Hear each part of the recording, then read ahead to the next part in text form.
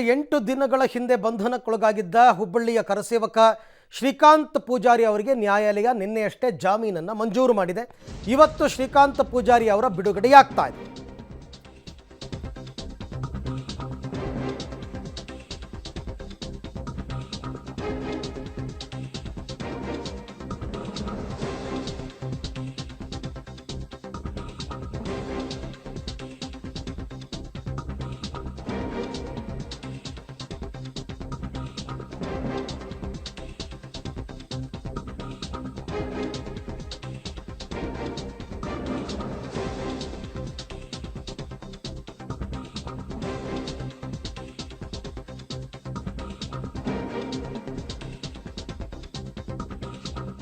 ಹುಬ್ಬಳ್ಳಿ ಕರಸೇವಕ ಶ್ರೀಕಾಂತ್ ಪೂಜಾರಿಗೆ ಜಾಮೀನು ಮಂಜೂರಾಗಿದೆ. ಇವತ್ತು ಜೈಲಿನಿಂದ ಹೊರಬರ್ತಾ ಇದ್ದಾರೆ ಕರಸೇವಕ ಶ್ರೀಕಾಂತ್ ಪೂಜಾರಿ. ವಿವಾದ ಇಲ್ಲಿಗೆ ಅಂತ್ಯವಾಗುತ್ತಾ ಮತ್ತೆ ಹೋರಾಟ ಮುಂದುವರಿಯುತ್ತಾ, ಇದು ಪ್ರಶ್ನೆ. ಪ್ರಹ್ಲಾದ್ ಜೋಶಿ ಜೊತೆ ಚರ್ಚಿಸಿ ಮುಂದಿನ ಹೋರಾಟಕ್ಕೆ ಈಗಾಗಲೇ ಅಲ್ಲಿನ ಹಿಂದೂ ಪರ ಕಾರ್ಯಕರ್ತರು ಮತ್ತು BJP ಕಾರ್ಯಕರ್ತರೆಲ್ಲರೂ ಕೂಡ ಪ್ಲ್ಯಾನ್ ಮಾಡ್ಕೊಂಡಿದ್ದಾರೆ. ಮೊದಲು ಶ್ರೀಕಾಂತ್ ಪೂಜಾರಿ ರಿಲೀಸ್ ಆಗಲಿ, ಆಮೇಲೆ ಸೆಲೆಬ್ರೇಷನ್ ಆಗಬೇಕು. ಸೆಲೆಬ್ರೇಷನ್ ವಿಜಯೋತ್ಸವ ಎಲ್ಲ ಮುಗಿದ ನಂತರ ಮುಂದೇನು ಮಾಡಬೇಕು ಅನ್ನೋದ್ರ ಬಗ್ಗೆ ಯೋಚನೆ ಮಾಡೋಣ ಅಂತಕ್ಕಂಥ ತೀರ್ಮಾನಕ್ಕೆ ಈಗಾಗಲೇ ಬಂದಿದ್ದಾರೆ. ಅಯೋಧ್ಯೆ ರಾಮ ಮಂದಿರ ಹೋರಾಟದಲ್ಲಿ 1992 ಡಿಸೆಂಬರ್ 6ನೇ ತಾರೀಕಿನ ನಂತರ ಹುಬ್ಬಳ್ಳಿಯಲ್ಲಿ ಅಂಗಡಿಯೊಂದಕ್ಕೆ ಬೆಂಕಿ ಹಚ್ಚಿದ್ದ ಪ್ರಕರಣದಲ್ಲಿ ಈತನ ವಿರುದ್ಧ ದೂರು ದಾಖಲಾಗಿತ್ತು. ಅದಾದ ನಂತರ 31 ವರ್ಷ ಆಗೋಗಿದೆ. ಬೇರೆ ಬೇರೆ ಕೇಸ್ಗಳೆಲ್ಲ ಈತನ ಮೇಲಿತ್ತು. ಸುಮಾರು 16 ಕೇಸು, ಅದರಲ್ಲಿ 15ರಲ್ಲಿ ಖುಲಾಸೆಯಾಗಿದೆ. ಇನ್ನು ಒಂದು ಕೇಸ್ ಮಾತ್ರ ಬಾಕಿ ಇದೆ. ಆ ಕೇಸ್ನಲ್ಲಿ ಬಂಧನ ಆಗಿತ್ತು. ಇದೊಂಥರ ದ್ವೇಷದ ರಾಜಕೀಯ ಅನ್ನೋ ರೀತಿಯಲ್ಲಿ BJP ಹೋರಾಟ ಮಾಡಿತ್ತು. ಕೊನೆಗೆ ಕೋರ್ಟ್ ಆತನಿಗೆ ಷರತ್ತುಬದ್ಧ ಜಾಮೀನು ಮಂಜೂರು ಮಾಡಿದೆ. ಈ ಎಲ್ಲ ವಿಚಾರಕ್ಕೆ ಸಂಬಂಧಪಟ್ಟಂತೆ ಮತ್ತಷ್ಟು ಮಾಹಿತಿ ನನ್ನ ಕೊಲೀಗ್ ಸುನಿಲ್ ಅವರಿಂದ ಪಡೆಯೋಣ. ಸುನಿಲ್, ನಿರೀಕ್ಷೆಯಂತೆಯೇ ಈಗ ಶ್ರೀಕಾಂತ್ ಪೂಜಾರಿಗೆ ಜಾಮೀನು ಸಿಕ್ಕಿದೆ, ಬಿಡುಗಡೆಯಾಗ್ತಾರೆ, ವಿಜಯೋತ್ಸವ ಆಚರಣೆ ಆಗುತ್ತೆ, ಅಲ್ಲಿಗೆ ಮುಗಿದೋಗುತ್ತೆ ಅಂತನಾ? ಅಂದರೆ ಎಲ್ಲವೂ ಇಲ್ಲಿಗೆ ಮುಕ್ತಾಯ ಅಂತನಾ, ಅಥವಾ ಮುಂದಿನ ಹೋರಾಟಕ್ಕೂ ಏನಾದರೂ ಸಿದ್ಧತೆಗಳು ನಡ್ಕೊಂಡಿದೆಯಾ?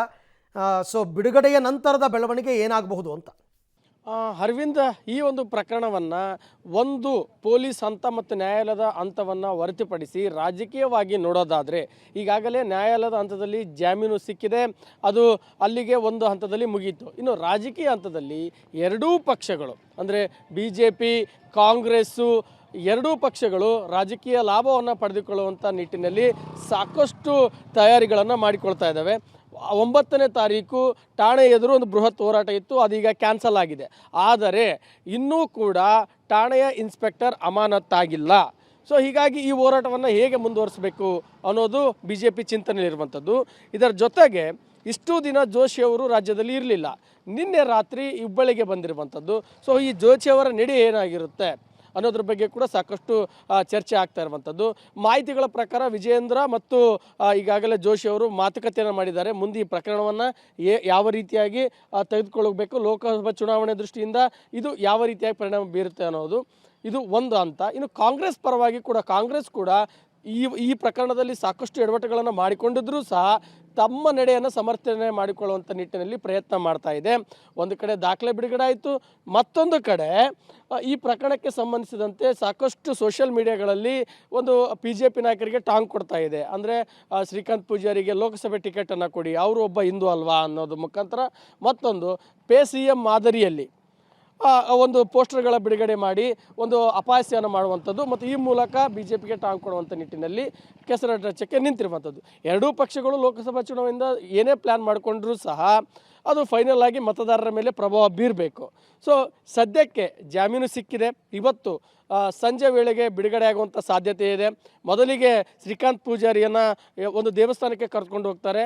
ಆ ದೇವಸ್ಥಾನದ ಬಳಿಕ ಮೆರವಣಿಗೆ ಆಗುತ್ತೋ ಅಥವಾ ಅದನ್ನು ಅಲ್ಲಿಂದನೇ ಮನೆಗೆ ಕರ್ಕೊಂಡ್ರೆ ಕಾದು ನೋಡಬೇಕಾಗಿರುವಂಥದ್ದು. ಅರವಿಂದ್, ಸೊ ಹುಬ್ಬಳ್ಳಿ ಕರಸೇವಕ ಶ್ರೀಕಾಂತ್ ಪೂಜಾರಿಗೆ ಜಾಮೀನು ಮಂಜೂರಾಗಿದೆ. ಇವತ್ತು ಜೈಲಿನಿಂದ ಹೊರಬರ್ತಾ ಇದ್ದಾರೆ. ಮುಂದೇನು ಅಂತಕ್ಕಂಥದ್ದನ್ನು BJPಯ ಹಿರಿಯ ನಾಯಕರೆಲ್ಲ ಕೂತ್ಕೊಂಡು ಚರ್ಚೆ ಮಾಡ್ತಾರೆ.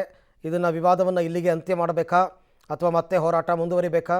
ಹುಬ್ಬಳ್ಳಿಯ ಶಹರ ಠಾಣೆ ಪೊಲೀಸ್ ಇನ್ಸ್ಪೆಕ್ಟರ್ನನ್ನು ಅಮಾನತು ಮಾಡಬೇಕು ಅನ್ನೋ ಒಂದು ಆಗ್ರಹ ಇದೆ. ನಿನ್ನೆ ಕೂಡ ಸಾಯಂಕಾಲ ಮುತ್ತಿಗೆ ಹಾಕೋ ಪ್ರಯತ್ನವನ್ನು ಮಾಡಿದ್ದಾರೆ.